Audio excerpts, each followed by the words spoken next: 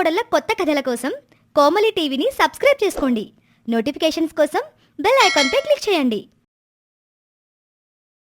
రామాపురంలో ఆ రోజు ఉదయం 7:30 అయినా ఇంకా తెల్లవారినట్టు లేదు. ఊరంతా దట్టమైన మంచు దుప్పటి కప్పుకుని గురకబెడుతున్నట్టుగా ఉంది. సూర్యకాంతం ఇల్లు మాత్రం అప్పుడే గడగడా వణుకులతో మొదలైంది. యావండి, ఆ యోగా బాబాగారు చెప్పిందినండి, కపాలభాతి చేస్తే ఒంట్లో వేడి పుట్టుద్దంట. మీరు కూడా కాస్త గాలి గట్టిగా పీల్చొదలండి. ఆ గాలికి రూమైన వేడెక్కుద్ది. నా వల్ల కాదు కాంతం. గాలి పీల్చితే లోపల ఊపిరితిత్తులు ఐసుగడ్డలా మారుతున్నాయి. ఈ చలికి యోగా కాదు కదా, కనీసం మోగనోవు కూడా చేయలేం. అబ్బబ్బబ్బా, ఎంతసేపు పని ఇట వణుకుతూ కూర్చుంటాము. కడుపులో ఎలకలో చలిమంటేసుకుంటున్నాయి. ఆ కోడల పిల్ల ఇంకా లేగలేదు. అంతలోనే వంటింట్లో నుంచి గిన్నెల శబ్దం వినిపించింది. కోమలి, రాజేష్ బయటకొచ్చారు. వాళ్ళిద్దరూ ఒకే రగ్గుని చెరువు సగం కప్పుకుని వచ్చారు. గుడ్ మార్నింగ్ అమ్మా. గుడ్ మార్నింగ్ నాన్న. ఈరోజు బ్రేక్ఫాస్ట్ ఏంటి? బ్రేక్ఫాస్ట్ ఏంటో నేను చెప్పాలా? పొద్దున్నే లేచి అడగడానికి సిగ్గులేదు. కోమలి, ఈ చల్లో మామూలు టిఫిన్లు పనికిరావు. నాకు పక్కా పల్లెటూరు స్పెషల్స్ కావాలి. పల్లెటూరు స్పెషల్స్ అంటే ఇడ్లీ దోశ అత్తయ్యా? ఓసిని పిచ్చి తాగలయ్యా. ఇడ్లీ దోశలు సిటీలో కూడా దొరుకుతాయి. నాకు ఈ చలికి ఘాటుగా వేడివేడిగా దెబ్బ రొట్టె, సర్వపిండి, లేకపోతే గుంట పొంగనాలో అట్లాంటివి కావాలమ్మా. అవి తింటే నోట్ల నుండి పొగలు రావాలి, కడుపులో మంట బొట్టాలి. అప్పుడే ఈ చలి తగ్గుద్ది. ఆహా కాంతం, ఉదయాన్నే నీ రుచి అదిరిపోయిందనుకో. నాకు కూడా వేడివేడి రాగి సంకటి, నాటుకోడి పులుసుంటే బాగుండనిపిస్తుంది. అది మధ్యాహ్నం చూద్దాలండి. ఇప్పుడు మాత్రం నాకు దెబ్బ రొట్టె కావలసిందే. కోమలి, పిండుందా? ఉందత్తయ్య, కానీ అది ఫ్రిడ్జ్లో ఉంది. గడ్డ కట్టి రాయిలాగా అయిపోయింది. అయితే దాన్ని పొయ్యి పక్కన పెట్టి కరిగించు. గంటలో నాకు వేడివేడి రొట్టె ప్లేట్లో ఉండాలి. లేకపోతే ఈరోజు ఇంట్లో యుద్ధమే. వంటింట్లో కోమలి, రాజేషు పిండి గిన్నె పట్టుకుని కుస్తీపడుతూ ఉన్నారు. కోమలి, ఈ పిండిలో గరిటె దిగటం లేదు. దీన్ని ఎలా కలుపుతాం? ఈ చలికి పిండి కూడా మొండికేసింది బావా. అత్తయ్యేమో వేడివేడి రొట్టంటుంది. ఏం చేద్దాం? అంతలోనే సూర్యకాంతం హాల్లో నుంచి అరుస్తుంది. ఏమే కోమలి, ఎంతసేపు? ఆకలికి నా కడుపులో పేగులు కీచిరాయి రాగం పాడుతున్నాయి. వస్తున్నావు అత్తయ్యా? బావా, నాకు ఒక ఐడియా వచ్చింది. మనం ఈ పిండి గిన్నెని వేడి నీళ్ళల్లో పెడదాము. డబుల్ బాయిలింగ్ మెథడ్ అనమాట. Super idea Komali. రాజేష్ వేడి నీళ్లు కాచి అందులో పిండి గిన్నె పెట్టాడు. పిండి కరిగింది. కోమలి హడావిడిగా దిబ్బరొట్టె వేయటం మొదలుపెట్టింది. పెనం మీద నూనె వేసి పిండి వేయగానే సుయ్యమని శబ్దం వచ్చింది. ఆ వాసన హాలంతా పాకింది. ఆహా, వాసన అదిరిపోయింది. త్వరగా తీసుకురావే, చల్లారిపోగలదో. ప్లేట్లో రొట్టె వేసి చట్నీ వేసి హాల్లోకి పరుగుని తెచ్చింది కోమలి. ఇదిగోండి అత్తయ్య, వేడి వేడి దిబ్బరొట్టె. ఆశగా సూర్యకాంతం ఆ ప్లేట్ అందుకుని ఒక్క ముద్ద నోట్లో పెట్టుకుంది. వెంటనే ఆమె ముఖం చిట్లించింది. చీచి, ఇదేంటే కోమలి, వేడివేడిగా అన్నావు, కనీసం గోరు వెచ్చగా కూడా లేదు. చల్లగా చచ్చింది. అయ్యో అత్తయ్య, వంటింట్లో నుంచి ఇక్కడికి వచ్చే ఆ 10 అడుగుల దూరంలో ఈ గాలికి టిఫిన్ చల్లారిపోయింది. నేనేం చేయను? అవును కాంతం, బయట ఉష్ణోగ్రత -డిగ్రీల్లో ఉన్నట్టుంది. దోశని గాల్లోకి ఇసిరితే కింద పడేలోపు పాపడం అయిపోతుంది. నాకు అనవసరం. నాకు పొగలొచ్చే టిఫిన్ కావాలి. 4 కాలిపోవాలంతే. అట్టగుండాలి. నువ్వేం చేస్తావు నాకు తెలీదు. సూర్యకాంతం మాటకి కోమలికి ఒక వింత ఆలోచన వచ్చింది. అత్తయ్య, మీకు పొగలొచ్చే టిఫిన్ కావాలంటే ఒకటే మార్గం. మనం కిచెన్ని హాల్లోకి మార్చేద్దాం. ఏంటి, గ్యాస్ స్టవ్ ఇక్కడ పెడదామా? గ్యాస్ స్టవ్ వద్దు. అత్తయ్యకి పల్లెటూరు రుచి కావాలి కదా. మన దగ్గర పాత బొగ్గుల కుంపటుంది కదా, దాన్ని హాల్లో పెట్టి ఇక్కడే అందరి కళ్ళ ముందు విడివేడిగా రొట్టెలు, పొంగనాలు కూడా వేసేద్దాం. రూము వెచ్చగా ఉంటుంది, టిఫిన్ కూడా వేడిగా ఉన్నట్టుంటుంది. ఓసి మీ తెలివితేటలు. హాల్లో కుంపడి పెడితే ఇల్లు కాలిపోదు గదా. ఇల్లు గాలినా పర్లేదు, నా కడుపు నిండాలి. కామలి, నీ ఐడియా సూపరు. రాజేషు, వెళ్ళి ఆ కుంపటే బొగ్గులు తీసుకొనిరా. రాజేష్ అయిష్టంగానే వెళ్లి అటక మీద ఉన్న పాత కుంపటి, బొగ్గులు తెచ్చాడు. హాల్ మధ్యలో కుంపటి పెట్టారు. రాజేష్ బొగ్గులు వేసి కిరోసిన్ పోసి వెలిగించాడు. మంట భగ్గున లేచింది. సూర్యకాంతం చలిమంట కాచుకుంటూ, అబ్బా, ఎంత హాయిగుందో. హీటర్లో, గీజర్లో దీని ముందు ఎందుకు పనికిరావు. కోమలి ఇక పెనం పెట్టు. కోమలి కుంపటి మీద పెనం పెట్టింది. అందరూ కుంపటి చుట్టూ రౌండ్గా కూర్చున్నారు. లైవ్ టిఫిన్ కౌంటర్ మొదలైంది. ఇప్పుడు చూడండి గుంట పొంగనాలు. కోమలి గుంటల పెనం పెట్టి అందులో నూనె వేసి పిండి పోసింది. పొగలొస్తున్నాయి. మంచి వాసన వస్తుంది. వాసన గుమగుమలాడుతుంది కాంతం. నా ఆకలి డబులయ్యింది. అయితే ఆ కుంపటి నుండి వచ్చే పొగ హాలంతా నిండిపోవటం మొదలైంది. కిటికీలన్నీ మూసి ఉండటంతో పొగ బయటకు వెళ్ళటం లేదు. అమ్మా, పొగ ఎక్కువైపోతుంది. కళ్ళు మండుతున్నాయమ్మా. పర్లేదురా, దోమలు చేస్తాయి. నువ్వు ఆ వ్యసనకర్రతో పొగని కిటికీ వైపిసురు. ఇల్లంతా పొగతో నిండిపోయి బయటకు ఘాటైన వాసనలు వస్తున్నాయి. ఆ వాసన పసిగట్టి పక్కింటి శాంతమ్మ గోడ దూకి లోపలికొచ్చింది. కాంతం, ఓ కాంతం, ఇంట్లో మంటలు అంటుకున్నాయా? పొగలు వచ్చేస్తున్నాయి. సూర్యకాంతం తలుపు తీసి పొగలో నుంచి దగ్గుతూ బయటకొచ్చి, మంటలుగా శాంతమ్మ, విందు, లోపలికి రా. శాంతమ్మ లోపలికొచ్చి కుంపటిని చూసింది. ఓహో, హాల్లోనే వంటలా? భలే ఉంది ఐడియా. అబ్బా, పొంగనాల వాసన నాకు చాలా ఇష్టం. ఆ మాటకు సూర్యకాంతం తన మనసులో ఈ శనిగాడు ఇప్పుడొచ్చాడేంటి అని అనుకుంటుంది. ఆ అవును శాంతమ్మ, కసవేడి వేడికి తిందామని. నాకు కూడా ఓ ప్లేట్ పెట్టవే, మా ఇంట్లో గ్యాస్ అయిపోయింది. కూర్చోండి ఆంటీ, ఇప్పుడే తెస్తున్నా. కోమలి వేడివేడి పొంగనాలు తీసి అందరికీ వడ్డించింది. శాంతమ్మకి ఒక పెద్ద ప్లేట్ ఇచ్చింది. కోమలే, ఆ స్పెషల్ చట్నీ అయి శాంతమ్మకి. తప్పకుండా అత్తయ్య. కోమలి ఒక ఎర్రటి చట్నీని శాంతమ్మ ప్లేట్లో వేసింది. అది మామూలు చట్నీ కాదు, గుంటూరు మిరపకాయల కారం. చలికి వేడి పుట్టించటానికి కోమలి స్పెషల్గా నూరింది. శాంతమ్మ ఆశగా ఒక పొంగనాన్ని చట్నీలో ముంచి నోట్లో పెట్టుకుంది. మరుక్షణం శాంతమ్మ కళ్ళు పెద్దవయ్యాయి. ముఖం ఎర్రగా మారింది. నోట్లో నుంచి ఉఫ్ఫు ఉఫ్ఫు అని శబ్దాలు రావటం మొదలైంది. అమ్మో కాంతం, ఇదేం చట్నీ? నోట్లో మంటలు మండిపోతున్నాయి. అగ్నిపర్వతం పేలింది. నీళ్ళు నీళ్ళు. చలికాలంగా శాంతమ్మ, అందుకే హాట్ చట్నీ చేసుకున్నాం. తింటే చలి పారిపోద్దని ఇంకో ముద్ద తిను, సెట్ అయిపోద్దులే. వద్దు బాబోయ్, నా నూరు కాలిపోయిందమ్మా. మీ పల్లెటూరు వంటలకు వద్దండం. నేను పోతున్నా. శాంతమ్మ ప్లేట్ వదిలేసి నోరు పట్టుకొని పారిపోయింది. రాజేష్ పగలబడి నవ్వుతూ, అమ్మా, శాంతమ్మకి రాకెట్ లాంటి కెక్కిచ్చావుగా. పాపం, మళ్ళీ జన్మలో పొంగనాలు అడగదు. శాంతమ్మ వెళ్ళిపోయింది గాని హాల్లో మాత్రం విపరీతంగా పొగుంది. దీని సంగతి చూడండి అని రామారావు అంటాడు. కుంపటి నుండి వచ్చే పొగకి అందరూ దగ్గుతున్నారు. పైగా కళ్ళు కనిపించటం లేదు. అందరి ముఖాలు నల్లగా మసిబారిపోయాయి. అత్తయ్య, పొగ మరీ ఎక్కువైపోయింది. నాకైతే ఊపిరాడట్లేదు. ఆ కుంపటి ఐడియా బ్యాక్ ఫైర్ అయినట్టుంది. కాంతం, మనం టిఫిన్ తినడం పక్కన పెడితే ఆక్సిజన్ లేక చచ్చేలాగా ఉన్నాం. నా కళ్ళల్లో నీళ్లు గారుతున్నాయి. అవును, నాకు కూడా కళ్ళు మండిపోతున్నాయి. రే రాజేషు, తలుపులు తీయండిరా, కిటికీలన్నీ తెరవండి. తలుపులు తీస్తే చలిగాలి వస్తుందమ్మా. మళ్ళీ ఫ్రీజర్లో పెట్టినట్టుంటుంది మనకి. చలొచ్చినా పర్లేదురా, ఈ పొగలో ఉంటే మన స్మోకుడు చికెన్లు అయిపోతాం. తలుపులు తీయండిరా, ప్రాణాలు ముఖ్యం. రాజేష్ వెళ్లి తలుపులు కిటికీలు అన్నీ తెరిచాడు. బయట ఉన్న చల్లగాలి ఒక్కసారిగా లోపలికి దూసుకొచ్చింది. ఆ గాలికి కుంపటిలోని బూడిద ఎగిరి గది మొత్తం చుట్టుముట్టింది. అందరి ముఖాల మీద బూడిద పడింది. రామారావు నల్లటి ముఖంతో బూడిద దులుపుకుంటూ, ఓరి దేవుడా, నా మొహం అంతా బూడిదే. నేనిప్పుడు సాధువులా ఉన్నానా? అత్తయ్య, మనమిప్పుడు మనుషుల లేం, అఘోరాల్లాగున్నాం. నా జుట్టంతా బూడిదైపోయింది. నా పట్టు చీర నాశనం అయిపోయింది. ఛీ, ఈ కొంపటగోలొద్దు, ఏమి వద్దు. ఆకలి చచ్చింది. ఈ ప్రయోగాల వల్ల మనకు మిగిలింది బూడిద తప్ప ఇంకేమీ లేదు. అమ్మా, ఇప్పుడేం తిందాం? చేసిన పొంగనాలన్నీ బూడిద పాలయ్యాయి. తింటానికి కూడా పనికిరావవి. ఇంకేం తింటాం? వంటింట్లో చల్లటి అన్నం ఉంది, అందులో పెరిగేసుకుని తినండి. అదే మనకు అమృతం. వేడి వేడిని ఆశ పెడితే ఎట్టాగే ఉంటది. మళ్ళీ పెరుగన్నమా? పొద్దున్నేనా? చలికాలంలో పెరుగన్నం తింటే జలుబు చేసిద్ది. జలుబు చేస్తే చేయనివ్వండి, కనీసం బ్రతికైనా ఉంటాం. తినకపోతే పస్తులునండి. నాకు మాత్రం ఈ వేడి వేడి తిప్పలొద్దు. చల్లో వణుకుతూ బ్రతకడమే మేలనిపిస్తుంది. ఈ పొగలో వచ్చే కంటే కోమలే, ఆ పెరుగన్నం తీసుకురావే. చివరికి అందరూ హాల్లో బూడిద నిండిన ముఖాలతో కూర్చొని చల్లటి పెరుగన్నం తింటూ ఒకరినొకరు చూసుకుని నవ్వుకున్నారు. వారి ముఖాలు చూస్తుంటే కామెడీగా ఉన్నాయి.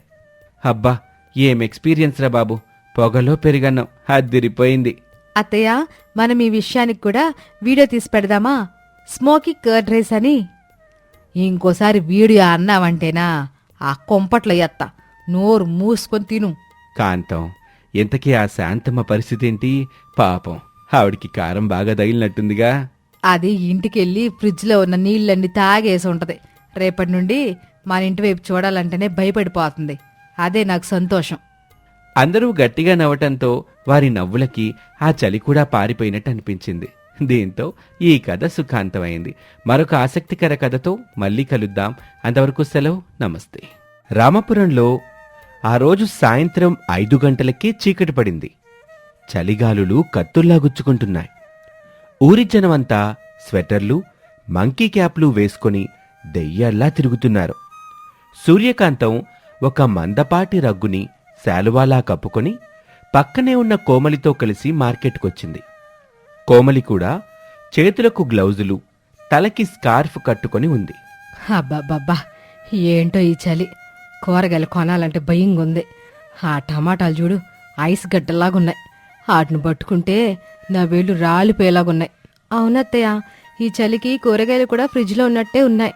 అందుకే ఈరోజు ఏదైనా స్పైసీగా వండుకుందాం. స్పైసీనా? ఏదో ఒకటి ఏడవండి, కానీ తొందరగా ఇంటికి బా, నా కాళ్ళు ముద్దుబారిపోతున్నాయి. ఇంతలో కూరగాయల షాప్ సుబ్బారావు దగ్గుతూ వచ్చాడు. రండి సూర్యకాంతం గారు, ఫ్రెష్గా వంకాయలొచ్చాయి, తీసుకోండి. ఫ్రెషా? అవి చూస్తుంటే చలి కొనుక్కుపోయి ముడుచుకుపోయినట్టున్నాయి. కేజీ ఎంత? 50 రూపాయలండి. చలికి రేట్లు పెరిగినాయి. 50? వంకాయల లేక బంగారం కాయలా? చలికి రేట్లు పెరుగుతాయా? ఇదేవరా రాజిక్రా బాబు. గొడవద్దత్తయ్యా, చలికి ఆయన బుర్ర కూడా గడ్డకట్టుంటుంది. త్వరగా కొనుక్కొని వెళ్ళిపోదాం. అలా కూరగాయలు కొనుక్కొని తిరిగి వస్తూ ఉండగా దారిలో పక్కింటి శాంతమ్మ ఎదురైంది. ఆవిడ ఏకంగా ఒక దుప్పట్నే ఒంటికి చుట్టుకొని ఉంది. జీవికాంతం, ఈ చలిలో బయటకొచ్చావు, సాహసమే చేసావు. కడుపుకి ఆకలేస్తే చలిని లెక్క చేస్తామా శాంతమ్మా? ఆయన నువ్వేంటి నడిసొచ్చే బెడ్రోల్లాగున్నావు? చలికి తట్టుకోలేక దుప్పటితో సహా వచ్చేసా. ఈరోజు మా ఇంట్లో వంట బంద్, హోటల్ నుండి తెప్పించుకుంటున్నాం. మీ ఇంట్లో ఏంటి స్పెషల్? మా ఇంట్లో ఈరోజు రూఫ్ టాప్ డిన్నర్ ఆంటీ, మేడ మీద వండుకొని తింటాం.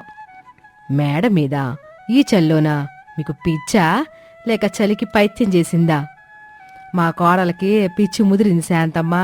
సిటీలో ఇట్టాగే చేస్తారంట. నా కర్మగాలి ఒప్పుకున్నా. జాగ్రత్తగాంతం, ఆ గాలికి నువ్వు ఎగిరిపోతే రేపు పేపర్లో ఎగిరిపోయిన ఎక్స్ప్రెస్ అని వార్త వస్తుంది. నోరు ముయ్యవే, నేను ఎగిరిపోతే ముందు నీ ఇంటి మీద పడతా, నీళ్లు కూల్చేత్తా. పద కోమలే. సూర్యకాంతం విసుగ్గా నడుచుకుంటూ వెళ్ళిపోయింది. కోమలి నవ్వుకుంటూ వెనకాలే వెళ్ళింది. ఇంటికి రాగానే కోమలి హడావిడి మొదలుపెట్టింది. రాజేష్, రామారావు హాల్లో కూర్చుని టీవీ చూస్తున్నారు. మామయ్య గారు, రాజేష్, లేవండి, మిషన్ స్టార్ట్. సామాన్లన్నీ మేడ మీదకి మోయాలి. ఏంటి, నిజంగానే మేడ మీదకి వెళ్తున్నావా? నేనేదో జోక్గా అనుకున్నానే. నాన్న, కోమలి ఏదైనా డిసైడ్ అయితే అస్సలు వెనక్కి తగ్గదు. పదండి, లేకపోతే మనకి భోజనమే ఉండదు. అందరూ కలిసి స్టవ్వు, గ్యాస్ బండ, పిండి గిన్నెలు, నూనె డబ్బా, గరిటెలు, ప్లేట్లు, మంచినీళ్ళ సీసాలు అన్నీ మేడ మీదకి మోసుకొచ్చారు. సూర్యకాంతం మాత్రం కేవలం తన కుర్చీ, రగ్గు పట్టుకుని వచ్చింది. ఓరి దేవుడా, ఒక్క పూట తిండి కోసం ఎంత కష్టపడాలా? వంటగదిలో వండుకొని హాల్లో కూర్చొని తింటే ఎంత సుఖం! సుఖం వేరు, అనుభూతి వేరత్తయ్య. ఈ చలిగాలిలో ఆరు బయట వేడివేడి వంటలు తింటే ఆ కిక్కే వేరు. మేడ మీద వాతావరణం భయంకరంగా ఉంది. గాలి గట్టిగా వీస్తుంది. చెట్ల ఆకులు దెయ్యాల్లా ఊగుతున్నాయి. సూర్యకాంతం ఒక మూల కుర్చీ వేసుకుని దాని చుట్టూ రగ్గులు అడ్డుగా కట్టుకొని ఒక కోటలాగా కట్టుకొని కూర్చుంది. రామారావు మంకీ క్యాప్ పెట్టుకుని వణుకుతున్నాడు. ఓకే, ఫస్ట్ ఐటమ్ మిర్చి బజ్జీ. ఈ చలికి పర్ఫెక్ట్ మ్యాచ్. రాజేష్, వీడియో తీస్తున్నావా? ఆన్ చేశాను Komali. Action. Hello viewers, welcome to Komali kitchen. ఈరోజు మనం రామాపురం చలిలో 10 డిగ్రీల ఉష్ణోగ్రతలో ఓపెన్ ఎయిర్ కుకింగ్ చేస్తున్నాం. మా అత్తయ్య గారు చూడండి, రగ్గుల మధ్యలో రాణిలా ఎలా దాక్కున్నారో. యారా, నన్ను చూపిస్తావా? కెమెరా పగల కొడతా. ముందు ఆ బజ్జీలు తగలెట్టు, ఆకలికి ప్రాణం పోతుంది. ఇప్పుడే అత్తయ్య. అంటూ కోమలి నూనెలో మిరపకాయ వేయబోతుంది. కాని గాలికి స్టవ్ మంట అటు ఇటు నాట్యం చేస్తుంది. నూనె అస్సలు కాగటం లేదు. ఎంతసేపటికి నూనె గోరువెచ్చగా కూడా అవ్వలేదు.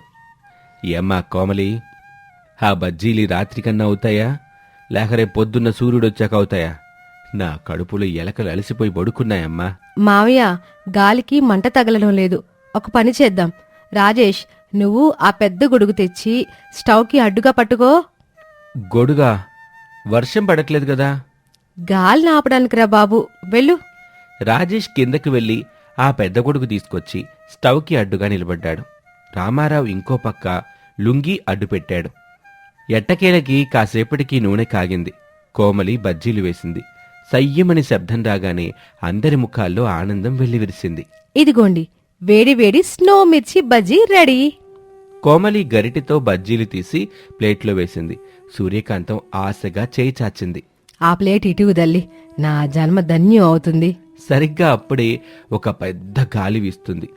ఆ శబ్దం భయంకరంగా వచ్చింది. ఆ గాలి ధాటికి రాజేష్ చేతిలో గొడుగు ఎగిరిపోయింది. ప్లేట్లో ఉన్న బజ్జీలు గాలికి ఎగిరి పక్కనే ఉన్న వాటర్ ట్యాంక్ మీద పడ్డాయి. కొన్ని కింద మట్టిలో పడ్డాయి. అయ్యో, నా బజ్జీలు గాలి దేవుడు లాగేసుకున్నాడు. ఎంత అన్యాయం. అరే, ఇదంతా వీడియోలో రికార్డ్ అయింది. ఫ్లయింగ్ బజ్జీస్ అని పెడదాం, మిలియన్ వ్యూస్ పక్కా వస్తాయి. ఫ్లయింగ్ బజ్జీలు కాదురా, మన కడుపులో ఫ్రస్ట్రేషన్ బజ్జీలు గాలుతున్నాయి. కోమలి, ఇంకో వాయి వెయ్యమ్మా త్వరగా. ఈసారి ప్లేట్ని నేను గట్టిగా పట్టుకుంటాను. బజ్జీలు వర్కౌట్ అవటం లేదని కోమలి దోశలకి షిఫ్ట్ అయింది. అత్తయ్య, బజ్జీలు ఎగిరిపోతున్నాయి కదా, ఇప్పుడు దోశ వేస్తాను. ఇది పెనానికి అతుక్కొని ఉంటుంది కాబట్టి ఎగిరిపోదు. ఏదో ఒకటి ఏడవండి, నా కడుపు నిండితే చాలు నాకు. అంతలో పక్క మేడ మీద నుంచి టార్చ్ లైట్ వెలుతురు పడింది. శాంతమ్మ వాళ్ళ ఆయన గోడ మీద నుంచి తొంగి చూస్తున్నారు. ఎవండి సూర్యకాంతం గారు, ఏంటి టైంలో మేడ మీద యాగం ఏమైనా చేస్తున్నారా? పొగలొస్తున్నాయి, వాసనలేమో అద్దిరిపోతున్నాయి. యాగం కాదమ్మా శాంతమ్మ, యోగం. చలిలో వంటల యోగం, మా కోడలి ప్రయోగం. ఓహో, ఆ బజ్జీల వాసన మా ఇంటి వరకు వస్తోంది. మాకు కూడా 4 బజ్జీలు ఇస్తారా? మా ఆయనకి నోరు ఊరిపోతుందంట. మాకే దిక్కులేదు, మీకు కావాలా? ఎలా నావతలకి ఈ గాలికి బజ్జీలు ఎగిరి మీ మేడ మీద పడితే ఏరుకొని తినండి. మేము దానకరులం కాదు.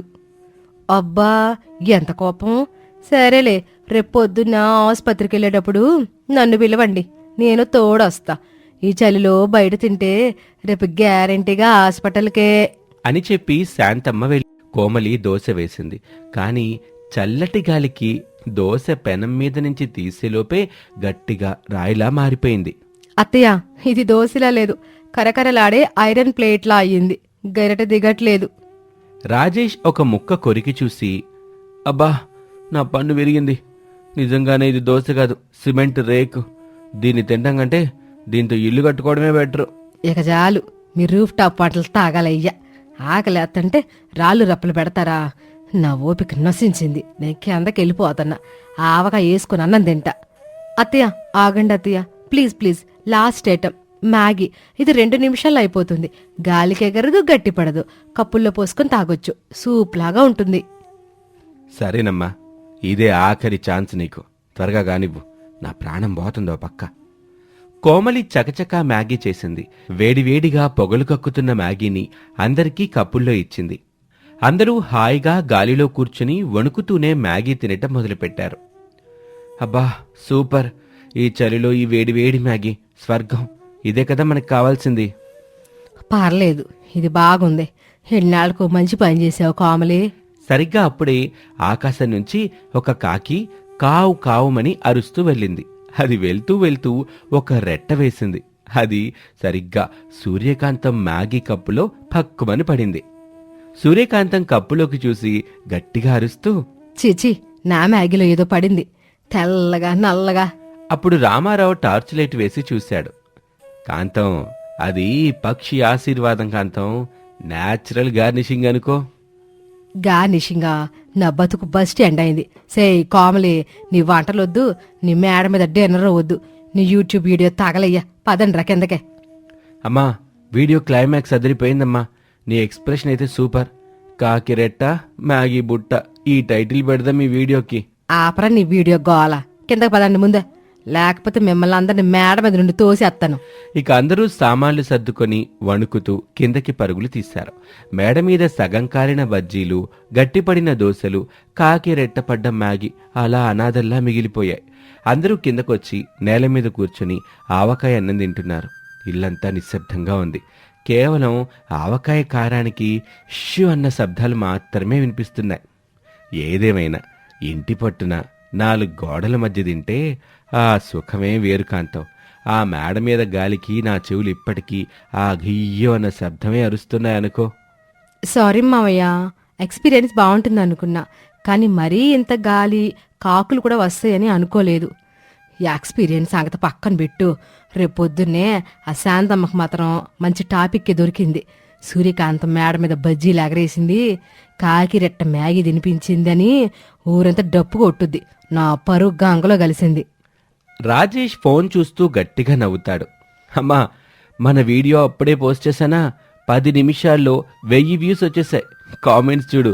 ఫ్లయింగ్ బజ్జీస్ రెసిపీ చెప్పండి ఆంటీ, కాకి చాలా కరెక్ట్ టైంకి వచ్చింది, అత్తయ్య గారి ఎక్స్ప్రెషన్స్ ఆస్కార్ లెవెల్ అని పెడుతున్నారు. అమ్మా, మనం ఫేమస్ అయిపోయాం. సూర్యకాంతం కోపంగా లేచి రాజేష్ని కొట్టడానికి చెయ్యెత్తుతుంది. ఆర్ దరిద్రుడా, ఆ వీడియో పోస్ట్ చేసావా? డిలీట్ చేయరా ముందు, లేకపోతే నేను ఇంట్లో నుంచి గెంటేస్తాను. ఆగమ్మా, వైరల్ అవుతుంది కదా, డబ్బులు వస్తాయి. ఆ మాటకి అందరూ గట్టిగా నవ్వుతారు. సూర్యకాంతం రాజేష్ వెంటబడుతుంది. బయట చలిగాలి ఇంకా వీస్తూనే ఉంది, కానీ ఆ ఇంట్లో మాత్రం నవ్వుల వెచ్చదనం నిండిపోయింది. ఇది వాల్టి కథ. మరొక ఆసక్తికర కథలో మళ్ళీ కలుద్దాం. మా ఛానల్ని సబ్స్క్రైబ్ చేసుకోవడం మర్చిపోకండి. Thank you for watching.